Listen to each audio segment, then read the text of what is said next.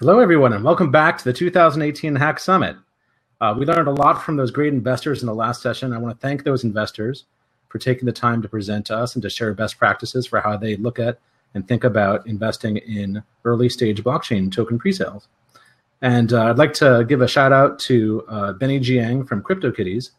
He's going to be speaking to us momentarily. He's working out some kinks with his connection right now. But in the meantime, I will be giving a presentation on best practices when starting a blockchain company. And so I hope you all enjoy it.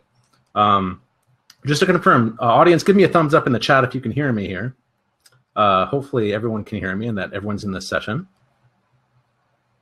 Great, perfect. All right.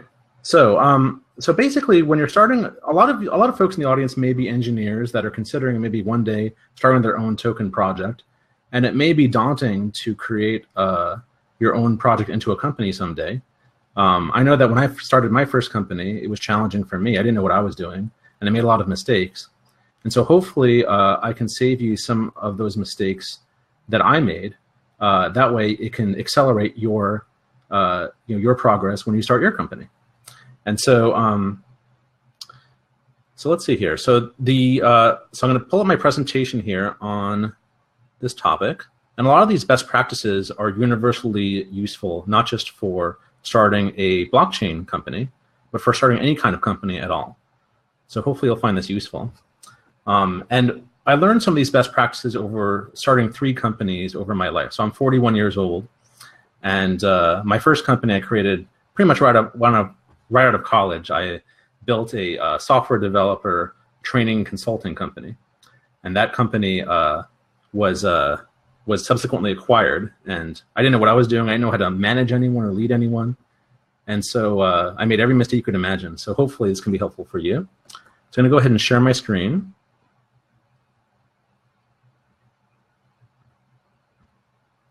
Okay.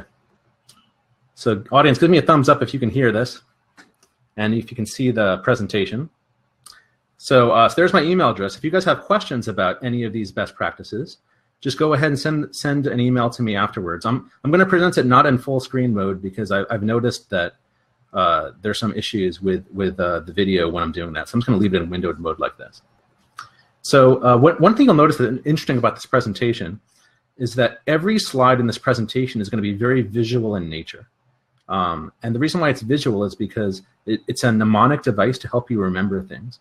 So so the theory here is that if you can associate a bold, vivid image with a best practice, hopefully you'll keep it in mind and you won't have to memorize as much and forget what you're taught here. So this first picture that I'll show you here is a picture of a lady playing the violin, and she's extremely passionate about it. You can see it. She's going crazy. Her violin's on fire. And this is kind of a mnemonic device to remember the following best practice when starting a company, blockchain or otherwise, which is to basically work on what you're passionate about and to try to find your passion. So the challenge that a lot of entrepreneurs have and a lot of engineers have is, how do you find something that you're passionate about? How do you find a project that you think that might be something that you can turn into a company someday? And building a company takes many years. It takes sometimes 5 or 10 years or longer to make it successful.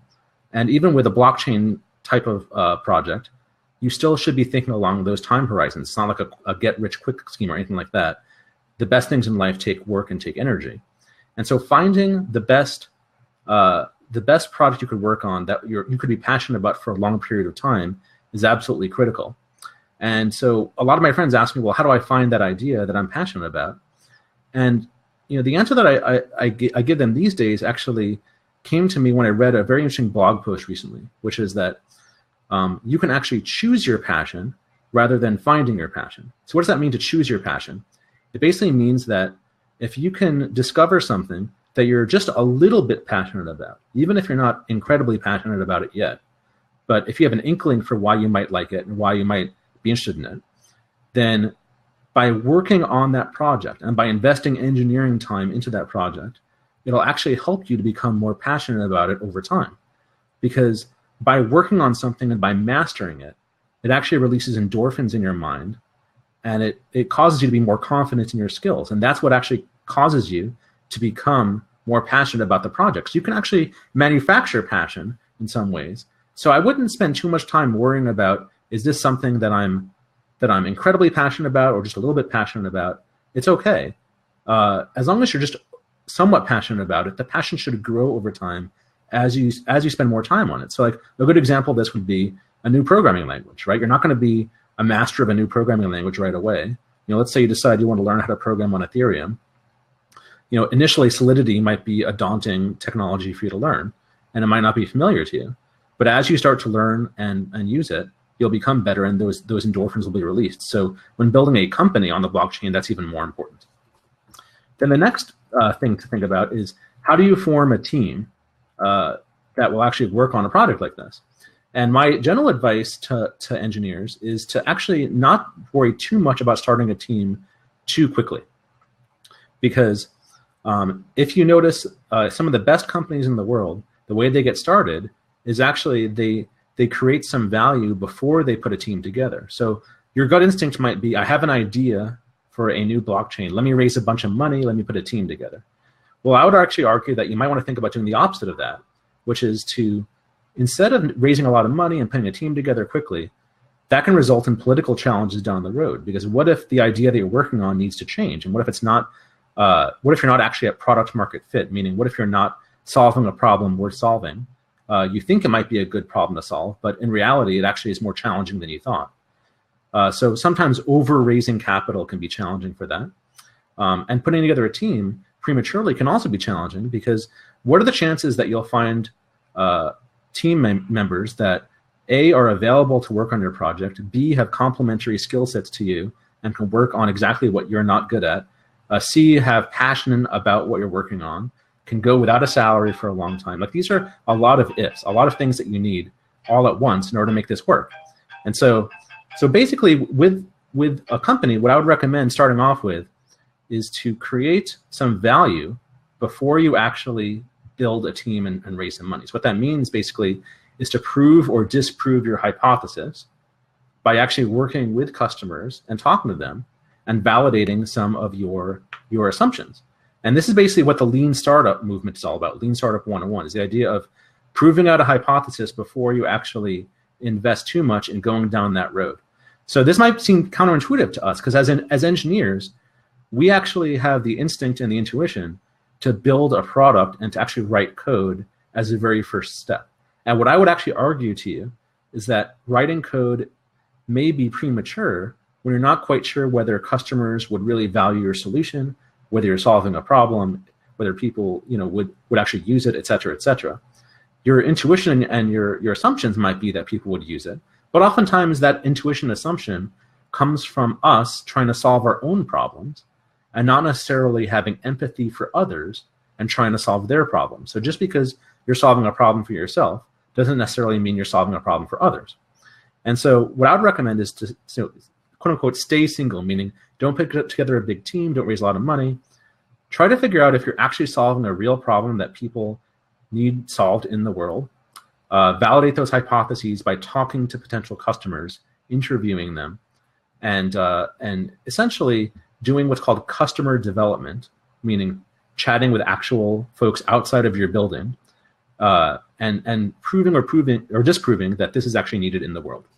And by doing that, you'll actually be reducing the amount of waste that's created in the world through this.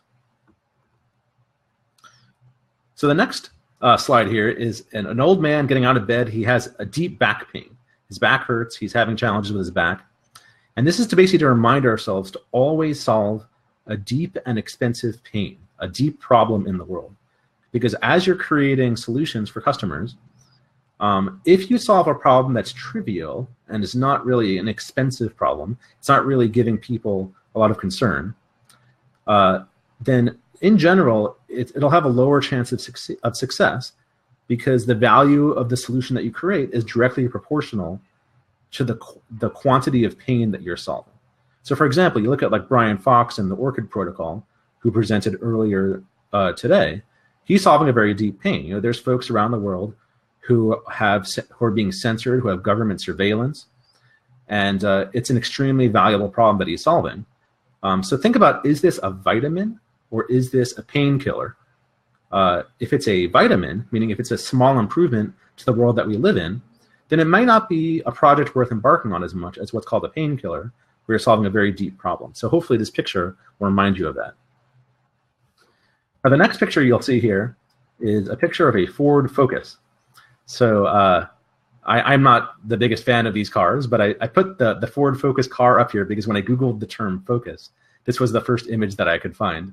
And the reminder here basically is to focus on your project. So one mistake I see a lot of early engineering teams doing is they'll spread themselves too thin.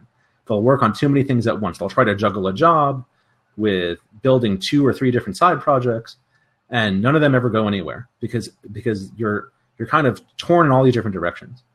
So hopefully this will remind you that by focusing, you can actually increase your odds of success by having a single line of thought where you're actually deeply investing into one particular project and fully exploring whether that is a problem worth solving, and then building it out, assuming it is worth solving it. So that's the session. That's the reminder on focus.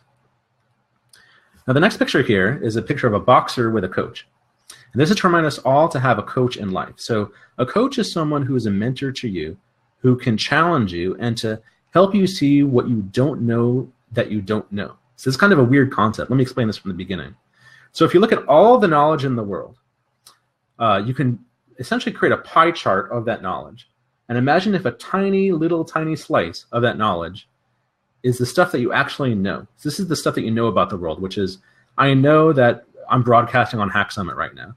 I know that that I have a computer science degree, right? These are things that I know. Then the next larger slice of the pie, slightly larger than that, is the knowledge that you know that you don't know. So this is stuff like, I know that I don't know what the current temperature is in Russia, right? I know I don't know that because I haven't looked it up. That's a much larger section of knowledge. But then the much larger pie, everything else, is what's called your blind spots. This is what you don't know that you don't know. And this is where it's impossible to learn about because you don't even know what questions to ask.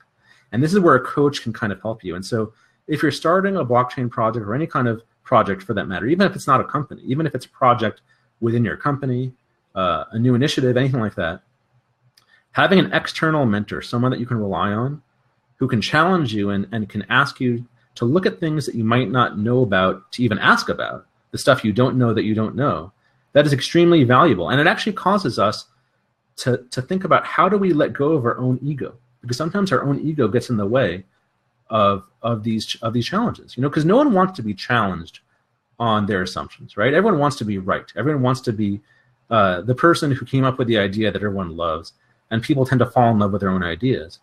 If you can somehow separate your ego from your idea and divorce those two, that is what's going to be very powerful in terms of your success with these projects.